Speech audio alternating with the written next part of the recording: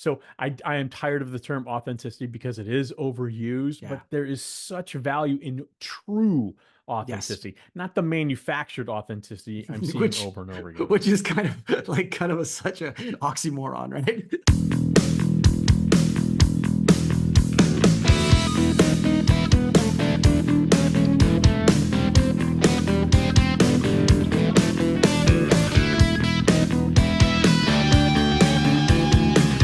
That's right. Promo UPFront. Money in the pick, the moment. A full podcast. I think of all the education that I missed, but then my homework was never quite like this. I got it bad, got it bad, got it bad.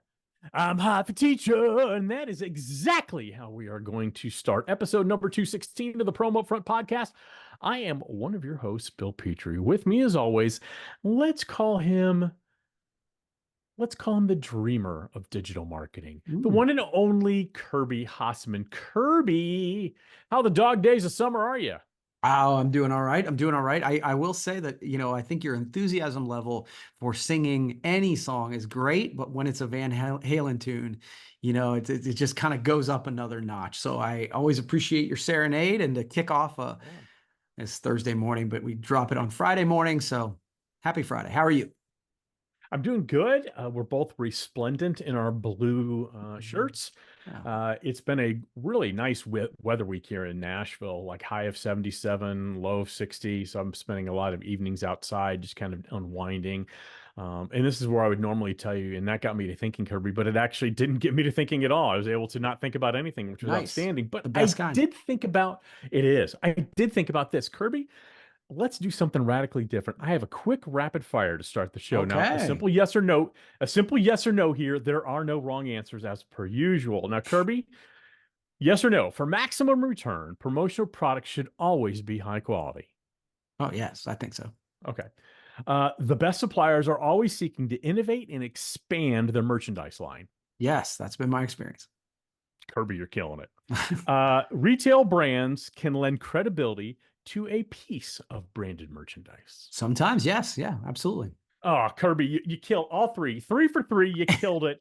You aced it all. And Okay. do you know the perfect combination of quality, innovation, and credibility is our good pals over at Hirsch. In Hirsch. fact, they just launched Callaway apparel as part of their amazing offerings and added some new JBL merchandise, including the popular Clip 5, the Go 4, and the T520 on-ear headphones. Now, Kirby, doesn't that get your creative juices kind of flowing, ready Yeah. to kind of show some different merchandise and products to your clients with great applications for their use? Yeah, absolutely. A matter of fact, I mean, all joking aside, like this week we were actually working on something where someone wanted a branded piece, and Yeah. the piece that they actually had requested with us didn't have stock. We weren't able to get it, and it was like, whenever we decide that somebody wants branded pieces, like the branded merchandise, but they want brands, I always think of Hirsch because they have such a selection.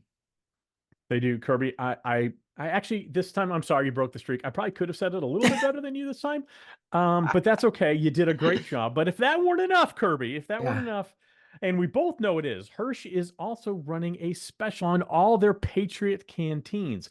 Buy one, get one half off. That's right. Simply add the code Canteen2024 to your PO, and you'll get this buy one, get one half off deal. Nice. Which is super helpful when clients are struggling with budgets. Let's Yeah. talk. Let's be honest here. They're struggling with budgets. So head over to hirschpromo.com, check out the new merchandise, the dynamite decoration processes, and the amazing deal on those Patriot canteens. All right, Kirby. So we're here. It's episode 216. You have the upfront section of the podcast. As I like to say, it's your dime, your dance floor. Let's get going. Okay. So I'm going to tie this back to branded merch in our space to the expo.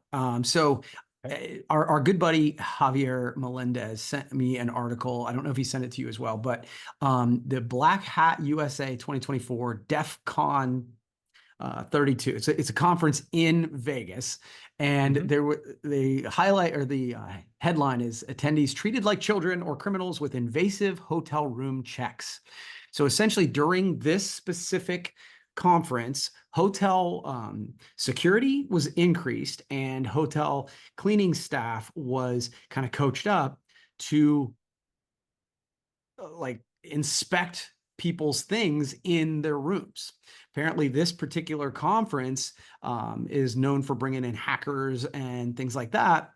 And so, literally, they had memos circulating around saying, "Here are things to look for in the room." And I mean, I saw the pictures, and it just looked like wireless routers and some Computer different stuff, things. yeah. To me, and they were literally doing invasive hotel room checks, and they announced it like to the people who booked the rooms.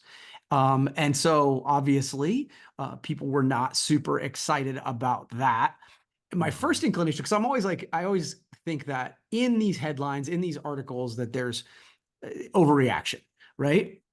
But I think the concern was not that, hey, you've got stuff just laying around, but they were pseudo instructed to kind of go through stuff.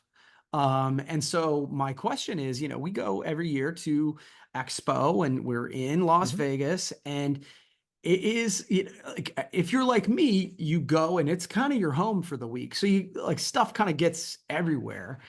When you hear something like this, are you concerned about like, people looking through your things, or what's your kind of take on that? So first, Yeah, ask any interesting, questions you very want. interesting. Yeah, that's all right. I have no questions. I have comments. Okay. Here's my first thought. If attendees who were renting those hotel rooms were given upfront, pun Notice. intended, Yeah. upfront notice of that this is going to happen, then you have nothing to complain about. I mean, honestly, that's the policy. Stay somewhere else. Now, if it wasn't upfront, then I've got issues with it. So I would look at it the same way from a PPI Expo perspective. If they felt that the group is rowdy, or they bring things that are illegal or could cause harm, I suppose that's fine. But again, I think you have to get some sort of written waiver or point out that when you sign to check in, this section here is different than a normal section because it's outlining we can go through your stuff. Now, I am one of these paranoid hotel people. I live in fear of my shit being stolen in a hotel. I always have. It's just the way I'm wired. Yeah. So I bring little padlocks, TSA padlocks for like if I leave my backpack in the room, it's locked. If I have if I have luggage there, but I'm not taking my computer with me if I'm going to dinner or something, I will put my computer in my luggage and lock it. And it's my own issues. I understand that. I mean, we can make fun of me if you want, but that's just my own issue, and it gives me peace of mind. So I can leave the room and feel like it's either in the hotel safe, it's secured in a bag, whatever. So the thought of somebody coming in and being told to, on whatever level, to go ahead and rifle through his stuff, that makes me exquisitely tense. Yeah. So if it was me knowing that I'm going to Expo, I'm not planning on doing any harm, I'm not going to hack into anything or do anything illegal, but they want me to sign away my right that someone that they deem is worthy of checking my stuff to go ahead and do that, I'm staying somewhere else. Yeah. 1000%. Yeah. Yeah. And it's so I would say that it is not, and I'm not making fun of you when I say this, I really am not. Like the idea that you would be more, like bringing padlocks that's next level. So it's really cool. The idea that you would be more cognizant of that sort of thing than me is not a surprise. Actually, when I hear that, I'm like, oh, I should probably do a better job because I don't do anything. Like my wife's always like, you need to throw it in the safe and blah, blah, blah. I'm like, whatever. So I'm probably way too lackadaisical on it, but yeah, it did catch my attention because I'm like, oh, well, I have nothing to hide, but that doesn't mean that you really want your privacy invaded. So yeah, go ahead. You have nothing to hide, but that doesn't mean you're willing to share either. That's a big difference. Yeah. And I wonder if, your perspective where you self-described you're too lackadaisical about it. I don't know if you are or not. I wonder if that has to do with our respective upbringings. You grew up in a very small town where my guess is you probably never felt like you had to lock your door. I don't even know if you do now. You live in a very safe, small community. Yeah. I grew up I was born in Chicago, but I grew up in Dallas. I lived in New York City, back Yeah. to Chicago. Yeah. This and where I live now is actually the smallest town I've ever lived in here in Franklin, Tennessee. But I automatically lock my doors, not Yeah. because I think, I'm going to keep people out. It's more of just it's peace of mind for Yeah. me. But again, I wonder if that has to do with our respective upbringings, and Yeah. there's nothing wrong with that, by the way. Yeah. Yeah. It was, but this was one of those things where I'm like, well, this does translate because I think it was in Sure. Las Vegas, during a conference, thing like that. But I think sometimes you say, we always are like, well, when people freak out about being frisked or being this, it's like, well, what do you have to hide? Well, it's not always about having anything to hide. It's about, No. it just seems wonky, seems weird. And I think to your Well, point, by the way, yeah. the people who are going through these hackers stuff, are they having hackers go through it because they don't know Who's vetting? shit? Yeah, Like, who's vetting these people? yeah, I exactly. mean, it begs a lot of questions. Yeah. Again, if it's told up front, or you have the opportunity to read it, because how many things do we sign either digitally or in person? Yeah. Do we really read the fine print? Who knows? I mean, Yeah. it's really incumbent, unfortunately, upon us as the consumer to know what we're signing Yeah. and what rights you are allowing others to possibly violate. Yeah. And again, if that was me, I would just stay somewhere else. I would, Yeah. or I would bring like real padlocks, like a master padlock. That was very impressive. Padlocks. That's great. Go They're ahead, not man. really padlocks. They're just little itty bitty locks for luggage and things like that. But That's hey, pretty good. you know what? Yeah. That's pretty Hey, good. what's happening though, Kirby? So besides people digging through your technology and shit, Yeah.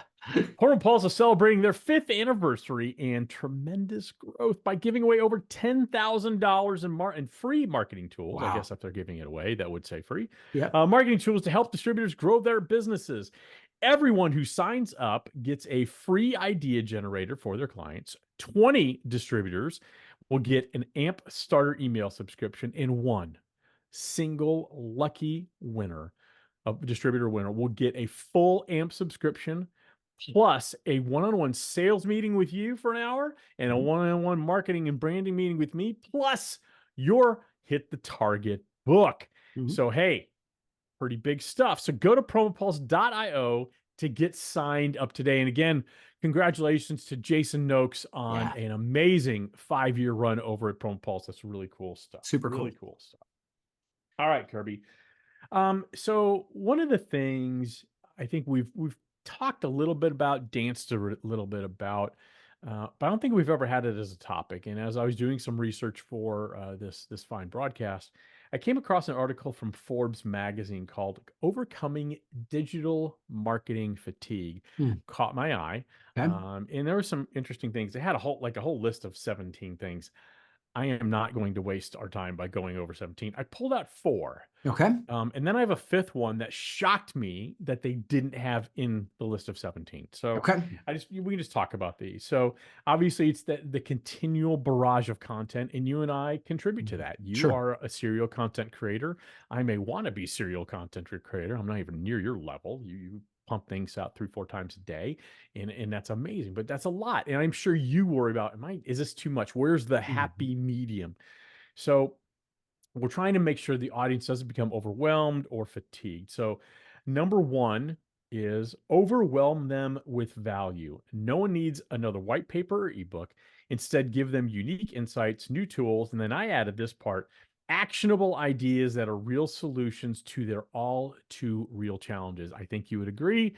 That's probably the number 1 way to get past the cacophony of noise out there when it comes to digital marketing. Yeah, I mean, the reality of it is there are certain people who provide me value. Like, forget me being the content creator, the people that I follow, like, they can't put out too much. I might not be able to catch it all, but I'm never annoyed by seeing more of it, because every time they do it, it provides me value, makes me laugh, does what like if Bert Kreischer puts out a TikTok, I'm watching it because it's going to be great. Value comes in different forms. So yeah, I'm with you. If you create more value, you'll be fine. Now, value's in the eye of the beholder. And so Sure, of course. one person, you love Bert Kreischer. This is great. There's other people who think, if I see another Bert Kreischer video, Sure. I'm going to pull what's left of my hair out. I don't even know who he is because I don't talk. Yeah. That's okay. Yeah. He's a comedian, but go ahead. I'm kidding. I know. Okay. All right. Number 2, predict their needs and offer tailored solutions. Move beyond surface level personalization. Like I understand, Mr. Potential client, you need merchandise, but really start addressing their specific micro needs. It's my ad, the micro needs part of it. Yeah. What do you think about that? Yeah, I think it goes to the without one of the things that when I'm meeting with people that they skip, and I've been guilty of this, by the way, is they skip the first step of identifying your perfect customer. When I in the book Target, T is that. And when I meet with clients, they're like, yeah. But I'm like, yeah, but you don't understand how when you identify it, then you can actually create content that they give a shit about. You can't if you don't know who they are, what their concerns are, or what all that stuff. So yeah, I agree. That's a big one. Yeah, you've heard me say it a million times. Just because everybody buys promotional products does not mean everybody is your potential client. 100%. There are people who want things that you don't provide. There are people who are absolutely aligned with exactly what you provide, and those are your ideal clients. They align culturally, they align financially, they align in every way possible. Those are people you need to sell to. I totally and create content for. Agree. All right, number 3, focus on quality, not quantity. Sending mass emails does not build relationships. I agree with that one. Although email is a great tool in the tool Sure. chest, it doesn't really build relationships. You need to Spam get in any way. one-on-one. Yeah. Go ahead. Right. Sorry.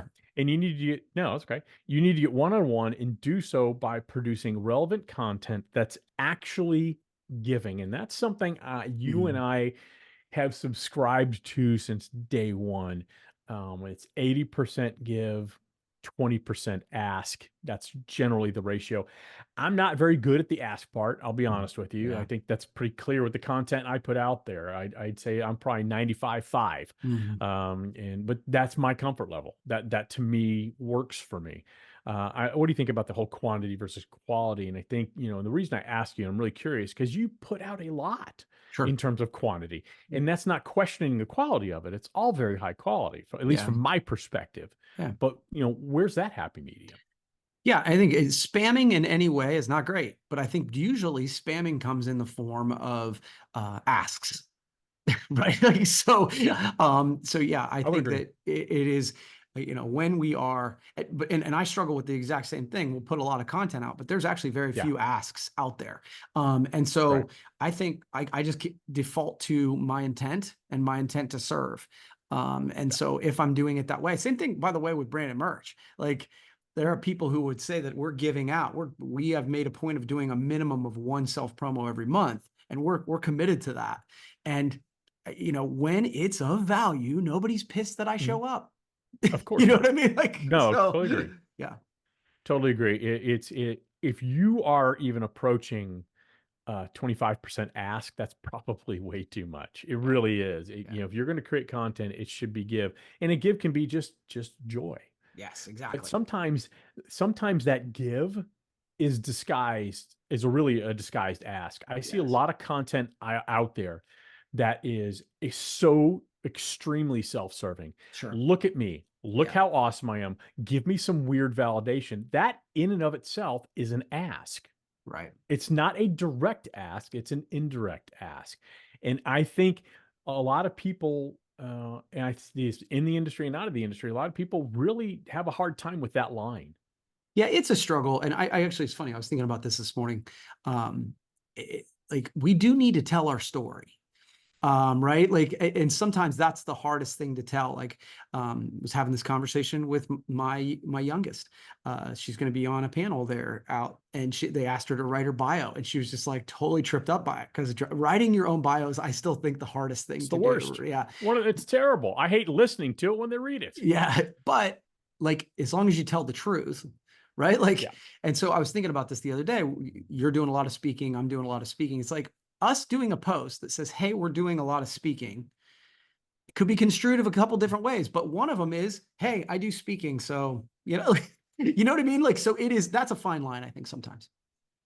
I agree. And those things also are helping the organization who is bringing you in to speak. So I don't think those are self-serving. I'm thinking more the posts of, I have to brag on myself. I crushed it this week. Look at all the cool things that I'm doing. Those to me it's asking my attention to validate you. Yeah. That's my opinion. I All like right, it. the last one from Forbes I'm going to share, and then the one that they didn't have, which just shocked me. They have keep things simple. Use everyday language in layman's terms. Mhm. Deliver clear and concise content without overcomplicating it. I agree. Yep. To me, that means short. It's punchy. It's consumable. I think that's the term you and I usually cling to. Is it consumable? If it's overly complicated with acronyms and things like that we know, but other people don't, that makes it more difficult to consume. And so Yeah. I think keeping it simple, and sometimes, simplicity is not the easiest thing in the world to achieve. Yeah, and I think we overuse the word authenticity right now. It's kind of making my ass tired right now. But the reality of it is that is one of the ways you make something that's not quite as edited, not quite as produced. It's like you're seeing some of mine where I'm just done with the run and I'm sweaty, my hair's on going all, but that's when I'm in the moment. There's no editing to it other than adding the captions, and that's it. I think sometimes those translate well because they don't feel like they're being overproduced. Yeah. I absolutely agree. All right, so let me add the one that they didn't have, and let me go ahead and whip your ass because it is authenticity. Okay. I am tired by the term too. Yeah. What I'm not tired by is the fact that there's not enough authenticity out there. Yeah. Yeah. So Yeah, I'm with you. You've heard me say it for years, and I think I know you're the same way. You and I are the same people on this podcast. If you and I were sitting at a corner at a bar having a beer, or we're up on stage, or we are generally the same people. I know a lot of, we both know people who aren't. We see it. You can tell the people who aren't. So I am tired of the term authenticity because it is overused, but there is such value in true authenticity, not the manufactured authenticity I'm seeing over and over again. Which is kind of such a oxymoron, right? Manufactured authenticity. But I think it takes so much more work to manufacture some sort of fake authenticity than to just be yourself. It's kind of like, I don't lie. You want to know why I don't lie? Because I don't want to remember what I told people. I can remember the truth. Yeah. Same type of thing. It takes a lot more work. Or the kid in high school who spent 2 hours making a crib sheet for the test. Why didn't you just spend that 2 hours to study? Right. Yeah, 100%. All right. Okay. Interesting stuff. So digital marketing fatigue from our good pals over at Forbes. All right, Kirby, that was a good you got one. another topic for us? Yeah, well, I think this one will probably be quick. So your local pharmacy locking up the toiletries is allowing Amazon to lock down new customers. So because there's been an increase in theft in brick and mortar stores, drugstores, all those, they're taking extreme measures to thwart shoplifting. So they're actually putting all kinds of stuff behind glass cases. It is really interesting, some of the stuff that they're putting behind, literally toilet paper, stuff like that, as deodorant. And the Harris poll said that 71% of customers said glass cases made them less likely to frequent a store. And it was 89% with Gen Z. So I thought that was super interesting, just because you talk a lot about removing friction from the buying process. While I totally understand, it's such a tough spot for retailers to be in, because you don't like, people are coming in and ripping you off, and that's no good. You are trading one bad thing for another when people are like, oh man, it's just easier for me to have it shipped. So do you think this is something where retailers will be like, okay, I got to go back to opening things up? Is this just a trend? How should retailers be dealing with this? Or is the horse out of the barn? Amazon's just going to win. Horses out of the barn, 1,000%. Retail it's not dying, but it's diminishing. Yeah, when you're talking about what you're talking about, my mind immediately went to my local grocery store, which is Kroger, and they have the razors behind in a lockbox. Now it's impossible to get it. They have to unlock it at the checkout counter and all that. But when you said toilet paper and things like that, like, I don't know why anyone would buy that anyway at a grocery store, unless it's some sort of backside emergency, because it's a commodity. Toilet paper is toilet paper is toilet paper. If it's Cottonelle in the purple package, it doesn't matter where you get it. It's still the same, back bottom help there. Yeah. So I can get that from Amazon, no problem. Razors, I get, whatever, the Sensor 5, whatever, I get that from Amazon because it's a commodity. I don't have to think about going to the store. And so what's happening is you're seeing, I think, more and more of that. It's a commodity. It's convenient for me to have it just shipped to me on maybe even a subscription basis. So I don't have to get that at the store. I mean, honestly, if we're talking about grocery stores, which is kind of, I think, really what we're talking about, where most of that stuff would be. The drugstore. I go to the grocery store only to get food. Yeah. I go only to get food, or like, if I need Tums or, things like Band-Aids, things like that. As much as I can have commodity-like items shipped to me, I do. I don't think you can reverse it. I understand retailers worrying about shrinkage, and it's kind of a problem that they created because they installed self-checkouts. And so there's that, they have cameras in the eye, the eye in the sky, and they have the one person hovering around the 6 units where people are scanning. Did you find everything you wanted today, and all that stuff? I think that's how they're trying to decrease the shrinkage, but I don't think it changes. I think, it's kind of like Major League Baseball stadiums. There was a time when they wanted them bigger and bigger and larger and more massive. And now you're seeing this movement started by the Pittsburgh Pirates stadium of a much more intimate setting.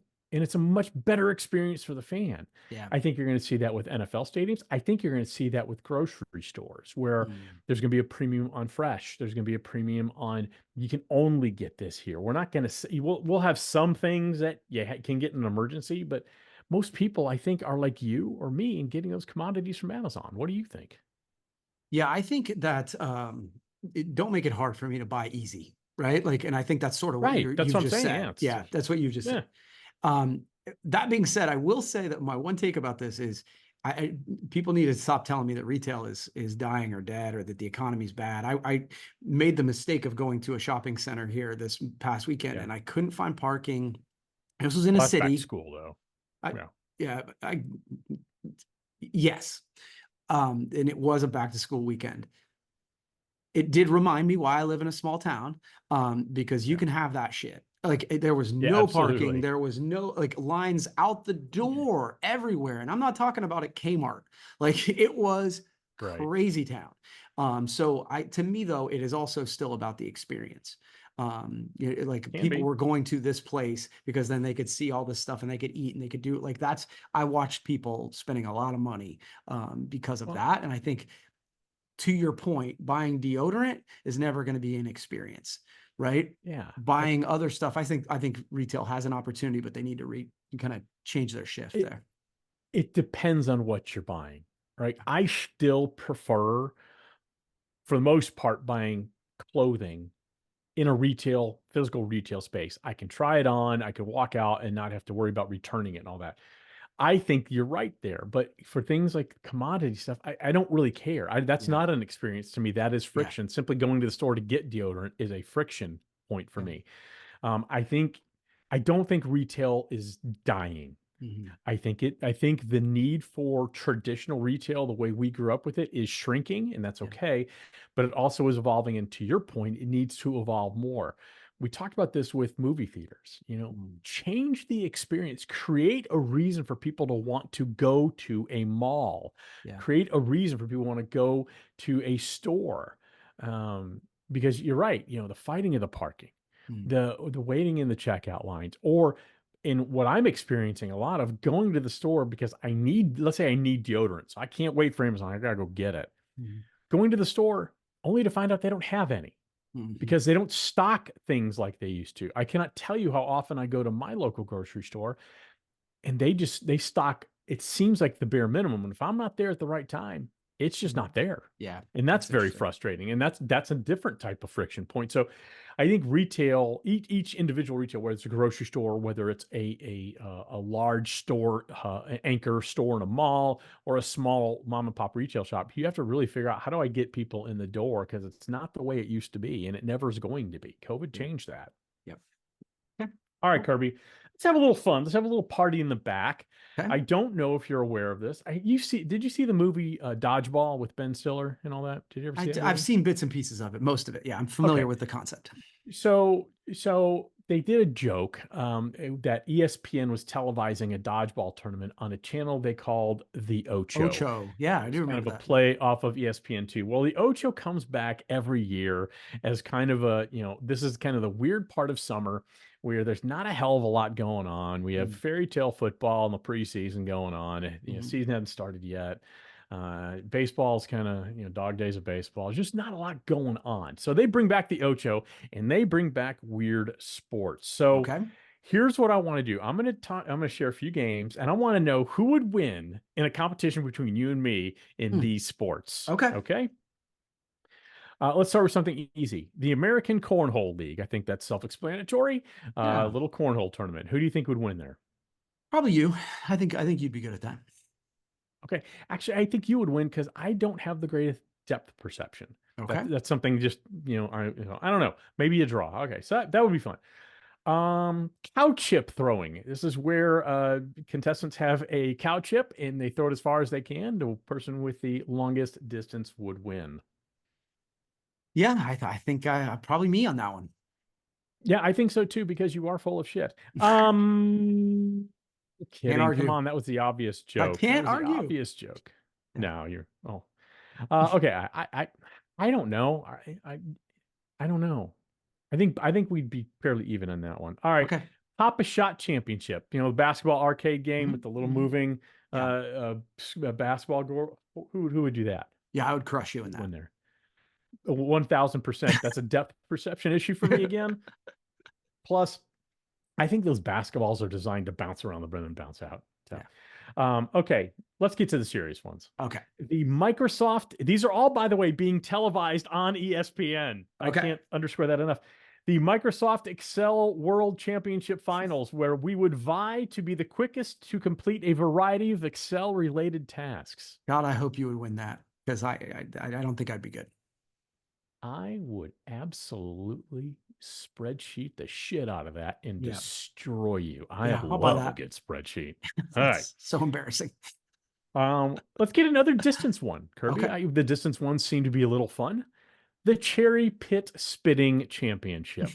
So you would take a Bing cherry for perhaps, enjoy the fruit, and as the rock-like seed was in your mouth, you would spit it to see how far you could do it. I'd probably lean toward you winning that one. I think Amy, my wife, would beat both of us, but yeah. Really? Yeah, I think so. I'm not going to ask a follow-up question. I think it's better if I don't. Yeah. I don't know who to win that one. I've never spitted cherries, but I do chew a lot of sunflower seeds and I spit those. So maybe that type of training would help. All right, two more, Kirby. Ultimate tire wrestling. Now the goal would be you and I would wrestle and try to get the other one into a large tractor tire.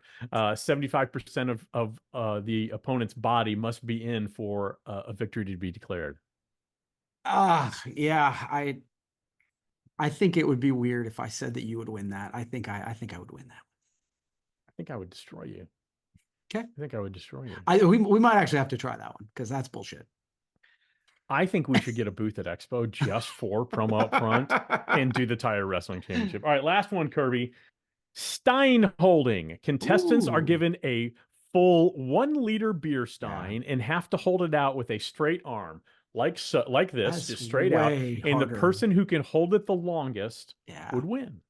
Yeah, that's way freaking harder than people think it is. Oh, yeah. That is way harder than people think it is. I think that we would both be very quick and the question is who would cave and just drink it? And I think that I would probably drink it faster. So whatever. I don't know. Yeah, I would do it until probably 10 seconds and be like, what are we doing here? What are we winning here? What are we trying to accomplish? Let's call it a draw and just enjoy the beer. Yeah, that's right. I just want to call it a draw and enjoy the beer. Yeah. I'll tell you what else you can enjoy if you're a distributor. That's working with our good pals at Hearst. That's right. They're the perfect combination of quality, innovation, and credibility because they are just that damn good. That's right. They have just launched their Callaway apparel line as their already amazing offerings and added some new JBL merchandise, including the popular Clip 5, the Go 4, and the T520 on-ear headphones. But even better. They are doing a buy one, get one half off on all the Patriot canteens. Go ahead and on your PO put Canteen 2024. That's going to get you that great buy one, get one discount. And I believe that ends September 30th, if my memory serves me correct. I should have put that on here. All right. So go ahead and do that. And while you're doing that, think very long and hard about the content you're producing. Not you. I meant the listener. Okay.